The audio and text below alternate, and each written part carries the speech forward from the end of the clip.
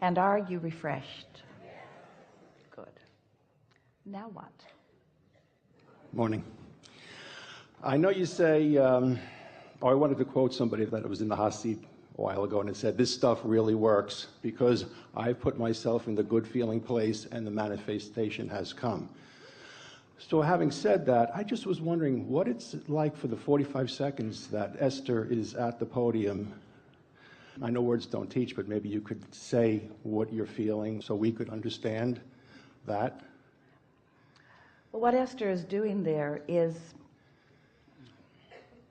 making her statement of intent and then relaxing until she feels, in other words, you heard us talking about how there's a vibration that is intelligence. In other words, it is message, it is knowing, but it is indiscernible unless there is a translation of the vibration.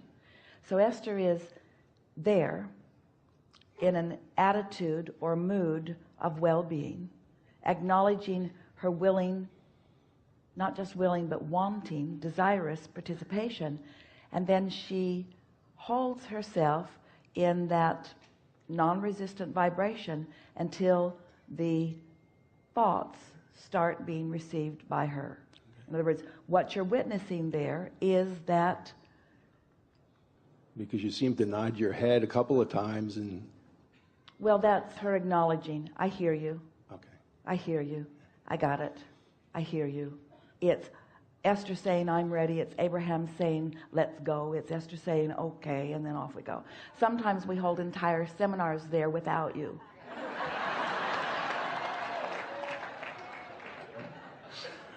All right, that's good. I just was wondering, like you say, everybody has the ability to do what you do, and I'm wondering if I'm holding myself in a good feeling place till the manifestation comes.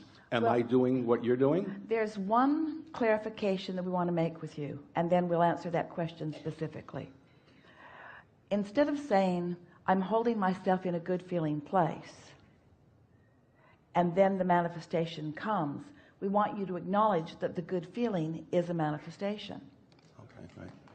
Because that's a piece that's missing for so many. It's like, I'll find this happy place, and then what I really want will come. Where what you really want is the happy place. Mm-hmm. And the reason you know that is because the reason you want all that to come is so that you can feel happy. Mm-hmm.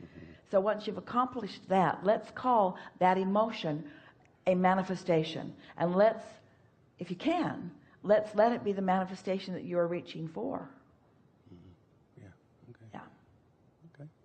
Something more? That's it. We want to add something really quickly, and that is that if something unsettling happens during the break, for example, if Esther hears someone say in a panicked voice, my camera won't come on.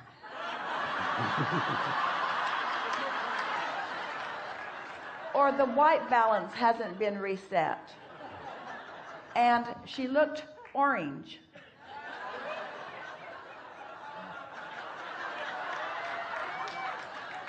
Now we're just making stuff up.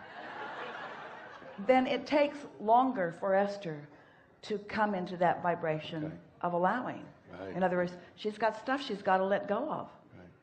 I don't want to be orange. I don't want to be orange. I don't want to be orange. I don't want to be orange. I don't want to be orange. I don't want to be orange. I don't want to be orange. And finally, she just lets it go and accepts that if she's orange, she's orange. So sometimes that's why the amount of time that it takes before she actually moves into that is because it depends on if there is any resistance for her to relax out of the way of. Right, yeah. Right. Yeah. Thank you. That's so good. Thank you. Thank you. Cut it out. No reason to worry about anybody. I had a vision of creating wealth, and an opportunity came to me to manifest it into a house. I know I shouldn't face the reality, but the price isn't as sort of performance as I was expected. And I feel I don't have the ability to control the whole economy, market. And I would like to know, what do I do to most effective and to trust this is the best experience and the outcome would just follow, and the manifestation will be exactly what I want.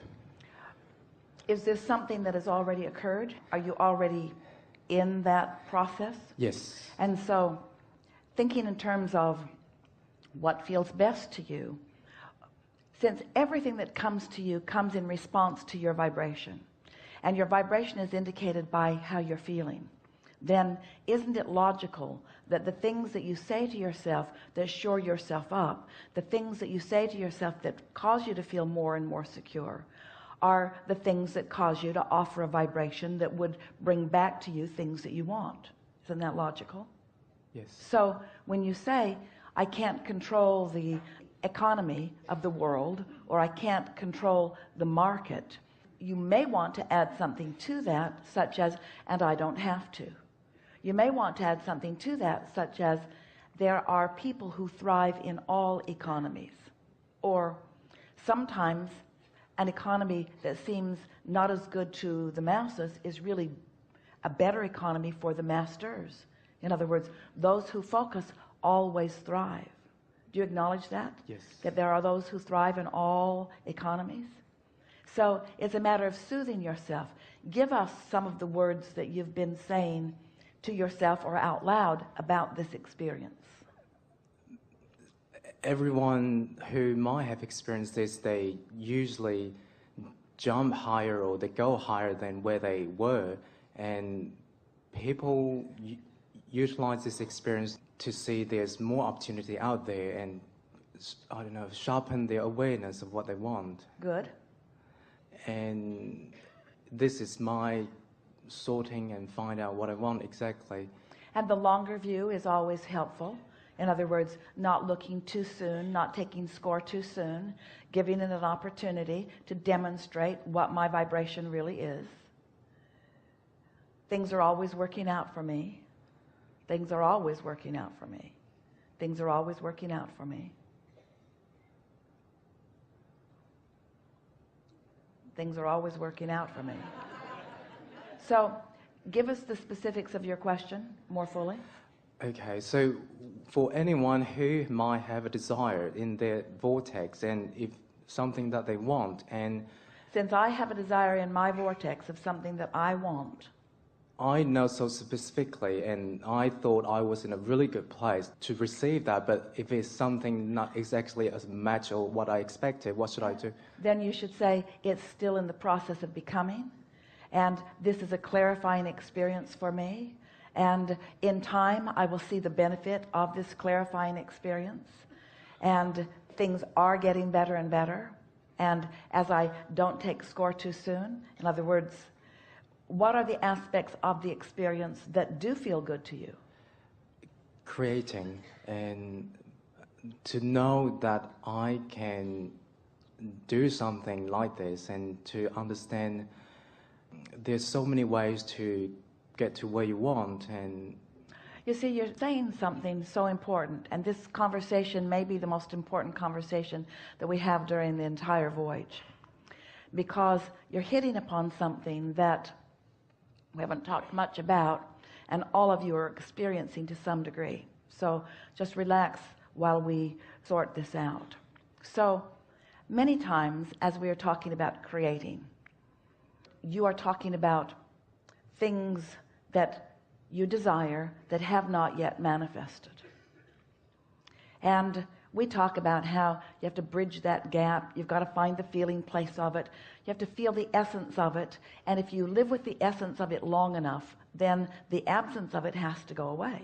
You can't live the essence of something and practice the vibration of it and prevent it from coming. It has to come. But it's an interesting thing. There are two ways that we want to approach this with you. The subject of buyer's remorse. I was really excited about it. I thought I wanted it, and it didn't turn out the way I wanted it to turn out. And so now I'm sorry that I did it. I wish that I had done something different, or I feel as if I've made a mistake. And we want you to understand that the only thing that has happened, and the only reason that you feel the negative emotion that you feel, is because at the time that you felt the inspiration to do it, you were in vibrational sync with your own desire. Since then, something has happened that has caused you to not be in sync with your own desire. Now, you might want to argue, no, Abraham, it isn't that I'm not in sync with my own desire. It's that this piece of crap that I bought isn't in sync with my desire. And we say, but that's why you're not in sync with your desire. In other words, you are letting the what is control your vibration, so you're out of whack with your own desire, so it can't become what you want it to be. So we want to say to you that no creation is ever finished, and that what buyer's remorse is not staying true to your own desire. Now, you want to argue, well, why would I stay true to a desire that I think is manifested that doesn't match up to my desire? And we say, because it isn't done. It's always in the state of becoming. And whether you've actually made the purchase, or whether you've actually had those wedding vows, whether you've actually closed the deal on something, it's still not done. It's still not done. It's never finished. And so your work all the time, your work continues to be to find alignment with your desire, to find alignment with your desire. Because when you find alignment with your desire, the what is must morph into the vibrational reality. And the only thing that prevents what you want to call your see it, hear it, smell it, taste it, touch it, full-blown manifestation from being as you dreamed it or as you want it to be is that you are giving your attention to it as it is, and therefore hindering its ability to show you how it can be what you've dreamed.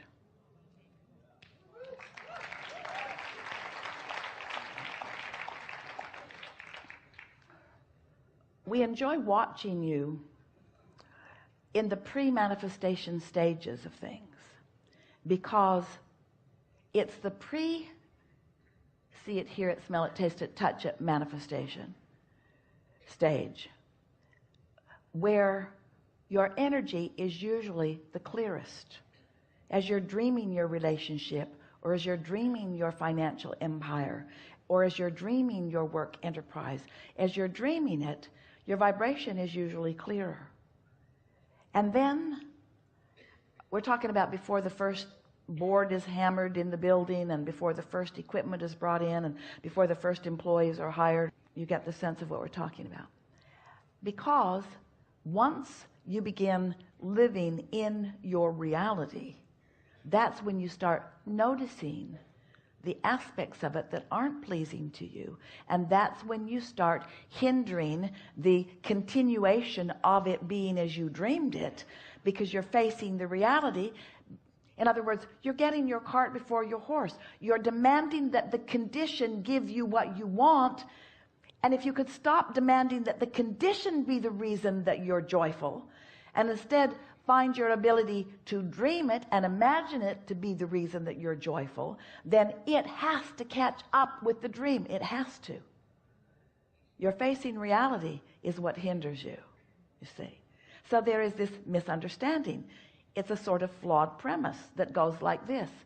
I stand without something I want. I dream it, dream it, dream it, dream it, dream it, purchase it, and it should be exactly as I've dreamed it. And we say, it's going to be whatever it is, and it's going to reflect to you what you've been offering vibrationally, and it will demonstrate to you the mix of vibrations that you've got going on every single time. And now you still have more opportunity to clean up your vibration, more opportunity to find the path of most allowance, more opportunity, and everything in your life will continue to transform right before your eyes as a perfect reflection back to you of what you've got going on vibrationally.